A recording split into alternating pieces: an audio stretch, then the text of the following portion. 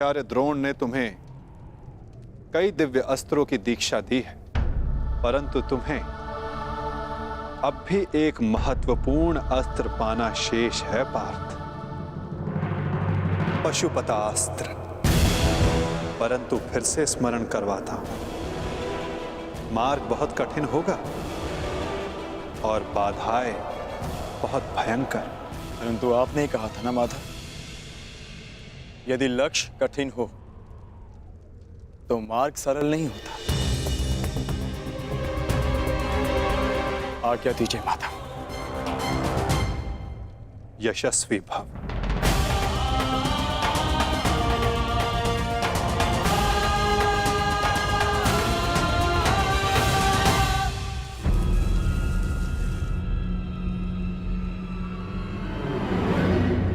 क्या हुआ माधव? आप वहां देखकर मुस्कुराए क्यों? क्या था वहां? गुप्तचर जो गुप्त नहीं रह पाया। सुना क्या कहा गुप्तचर ने? अर्जुन पशुपतास्त्र लेने कैलाश पर्वत जा रहा है और मेरा ये महान पुत्र यहाँ चैन से बैठकर बंसी बजा रहा है। मैं अंधा हूं, फिर भी तुम्हारा भविष्य देख सकता हूं। अंधकार में जा रहा है तुम्हारा भविष्य।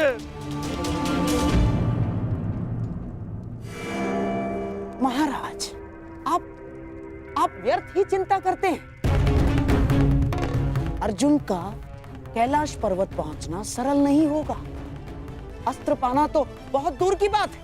अच्छा, तुम भूल रहे हो गांधार राज, अर्जुन बली है, हठी है, पराक्रमी है। यदि उसने वो अस्त्र पा लिया तो तुमने उसे रोकने की क्या व्यवस्था की है?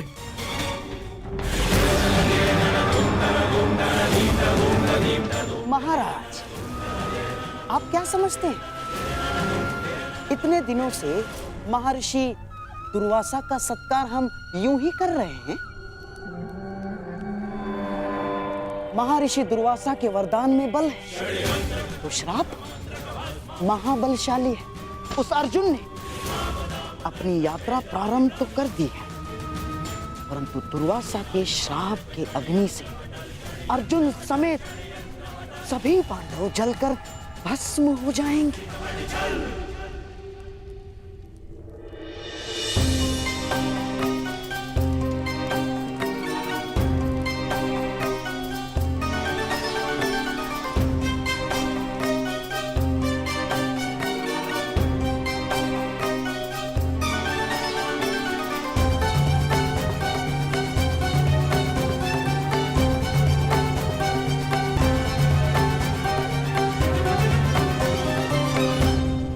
प्रणाम महर्षि। आशा करता हूं कि हस्तिनापुर के आतिथ्य से आप प्रसन्न हैं।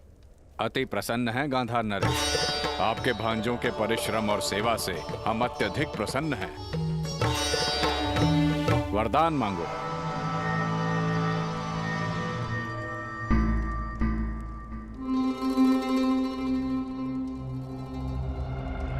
क्या हुआ गांधार नरेश? आपकी आंखों में अश्रु क्यों हैं? क्या करे महर्षि, पांडवों का स्मरण हो आया मुझे। यदि यहां होते तो आपकी सेवा का सौभाग्य और महामुनि का आशीर्वाद प्राप्त कर सकते थे। परंतु महर्षि, आप यदि हमारे आतिथ्य से प्रसन्न हैं तो कृपया वन में जाकर मेरे पांडवों को भी आशीर्वाद देकर कृतार्थ करें। हाँ, और उन्हें भी अपनी सेवा का अवसर प्रदान करें, क्योंकि इस समय उन्हें आपके आशीर्वाद की बहुत बहुत आवश्यकता है महर्षि। अवश्य, हम आज ही प्रस्थान करेंगे। वत्स मध्यसेन। जी गुरुदेव। जाकर पांडवों को सूचित कर दो कि हम उनका आतिथ्य सत्कार प्राप्त करने पधार रहे हैं।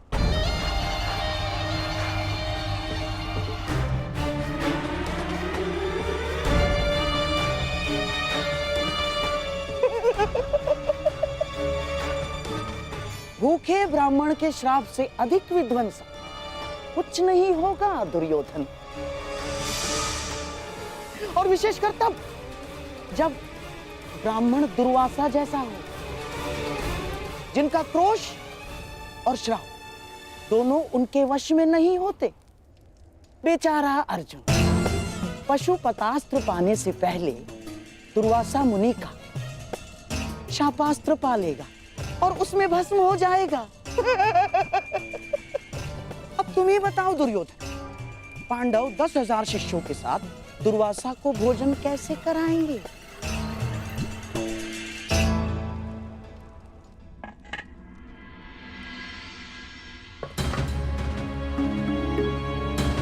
घर में अन्न का एक भी दाना शेष नहीं है।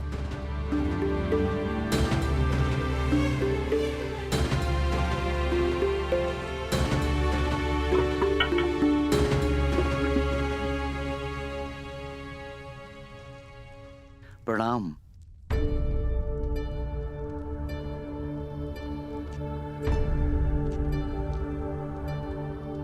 प्रणिपात ब्राह्मण पुत्र, क्या आप वन में मार्ग भटक गए हैं? नहीं, मैं केवल ऋषि दुर्वासा का संदेश लेकर आया हूं। महर्षि दुर्वासा पधार रहे हैं।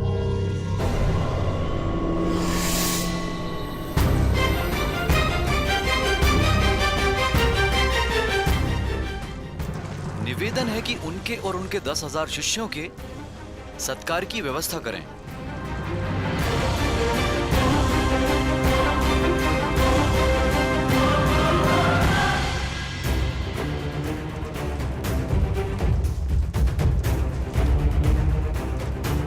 दुर्योधन,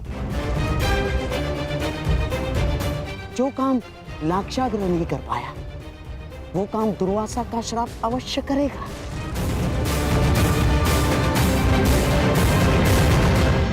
हे ईश्वर, घर में अन्न ही नहीं है। मैं कैसे उनका सत्कार कर पाऊंगी?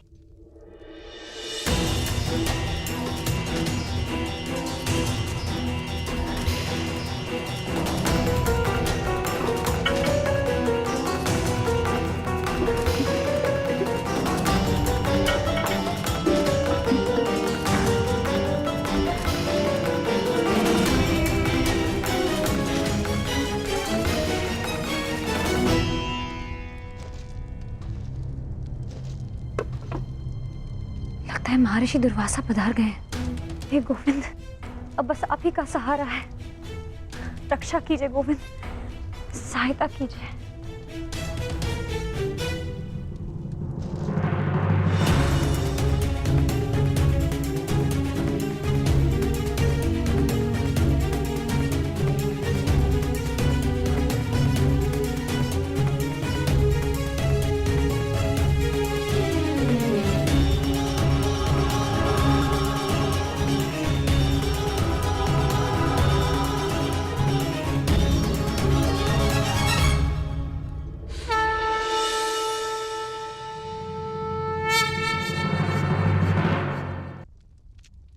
बहुत विकट समस्या में हूं गोविंद, रक्षा कीजिए। सखी, भूखे पेट मुझे कुछ नहीं सूझता। पहले मेरी क्षुधा पूर्ति की व्यवस्था करो, उसके पश्चात ही मैं तुम्हारी समस्या का समाधान कर पाऊंगा। परंतु सखा। सखी, मुझे भूख लगी है। अब जो कुछ भी घर में है ले आओ, उसके पश्चात बैठकर बात करेंगे। जाओ जाओ।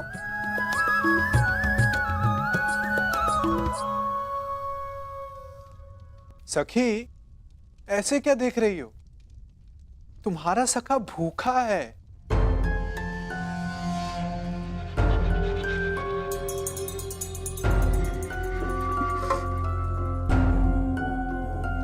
आपने तो समस्या और बढ़ा दी है सखा। घर में अन्न का एक भी दाना नहीं है। असत, तुम कब से इतनी कृपण हो गई सखी? अपने सखा से भोजन छिपा रही हो? हटो, मैं खुद ही देख लेता हूं।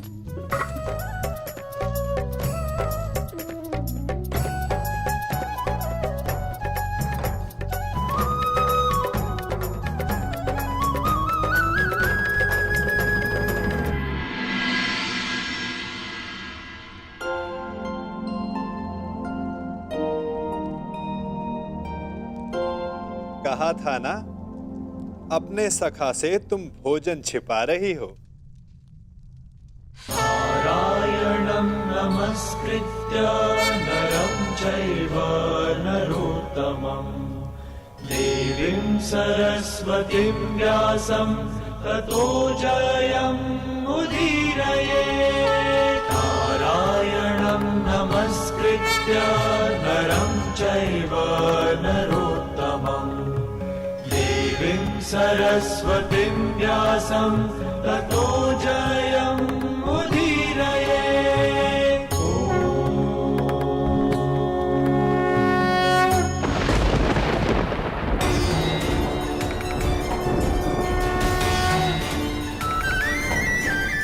श्रीकृष्ण गोविन्द हरे मुरारी श्रीनाथ नारायण वासुदेवा।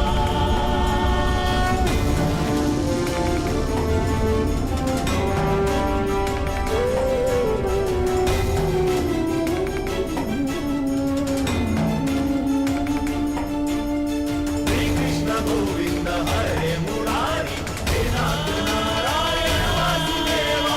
श्रीकृष्ण गोविन्द हरे मुरारी श्रीनाथ नारायण वासुदेवा।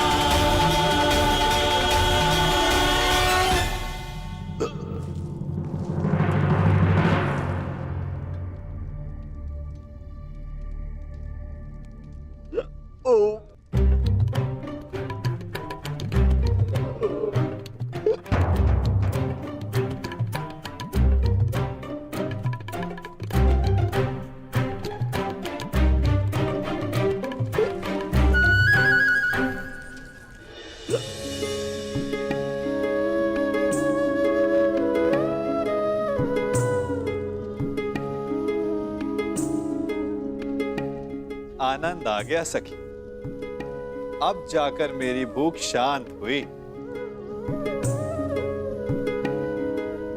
अच्छा, वो समस्या क्या थी, तनिक बताओ। सखा, वो महर्षि दुर्वास। कल्याण हो पांचाली।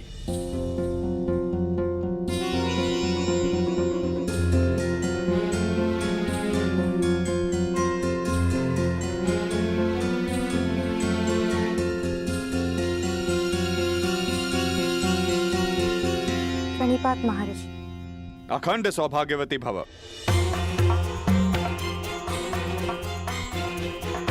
वो महर्षि दुर्वासा, आपसे निवेदन है कि थोड़ा जल मिलेगा?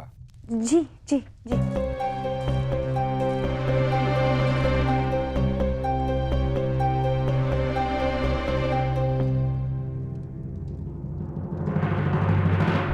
महर्षि, वो आपके शिष्य ने संदेश दिया था कि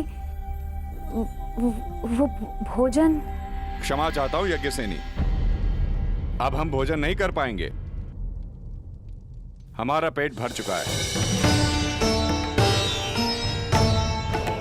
कष्ट के लिए क्षमा चाहता हूं।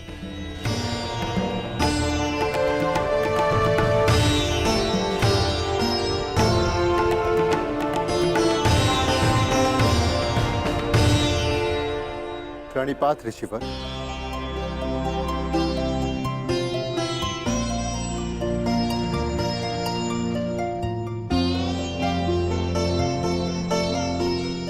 प्रणिपात महर्षि, आपका अचानक यहाँ आगमन? मुझे शकुनी ने कहा था मैं यहां आकर पांडवों का सत्कार ग्रहण करूं।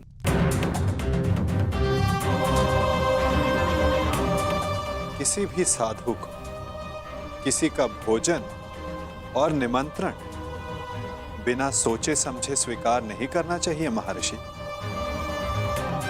यदि आपने जान लिया होता तो कदाचित आप हस्तिनापुर का आतिथ्य ग्रहण नहीं करते।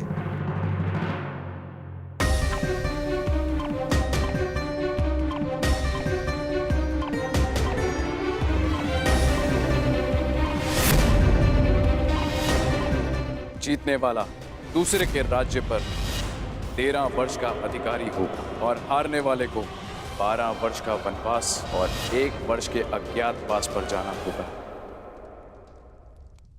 उन कौरवों ने केवल तुम्हारे साथ ही नहीं, अपितु मेरे साथ भी छल किया है। छल करके उन्होंने मुझसे तुम्हें श्राप दिलाने की योजना बनाई। मैं उन्हें अभी भस्म कर दूंगा। नहीं ऋषिवर, आप ऐसा अनर्थ नहीं करेंगे। वरों का नाश करना हमारी प्रतिज्ञा है। तो मैं तुम्हें आशीर्वाद देता हूं कि तुम अपने प्रयोजन में अवश्य सफल होंगे।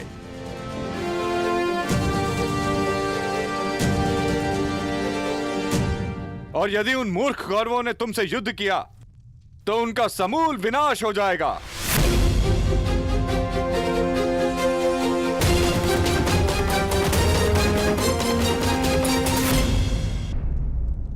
वाह शकुनी, वाह! क्या उत्तम प्रयत्न किया है तुमने। श्राप दिलवाने गए थे पांडवों को, वरदान दिलवाकर लौटे हो। तुम्हारी तो जय जयकार होनी चाहिए, जय जयकार।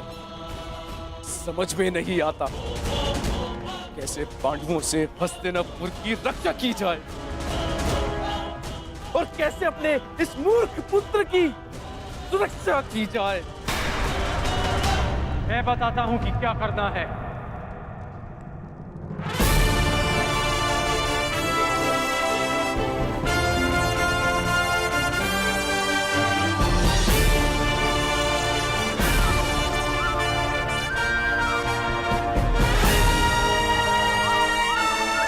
वही करना है जो गांधार राज युवराज को कभी नहीं करने देना चाहते हैं।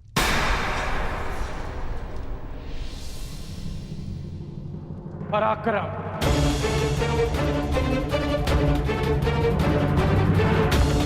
यदि अर्जुन अपनी शक्ति बढ़ा रहा है तो हस्तिनापुर को भी अपना बल बढ़ाना चाहिए।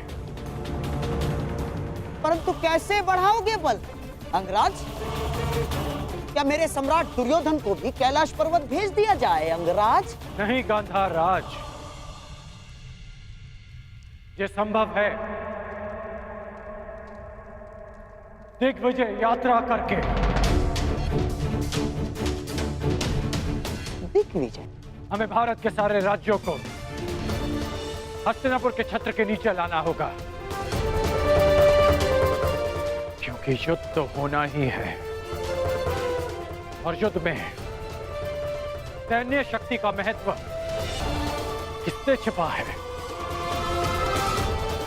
हमें दिग्विजय करके हस्तिनापुर का बल बढ़ाना होगा। परंतु दिग्विजय करेगा कौन? हस्तिनापुर का सेवक करेगा।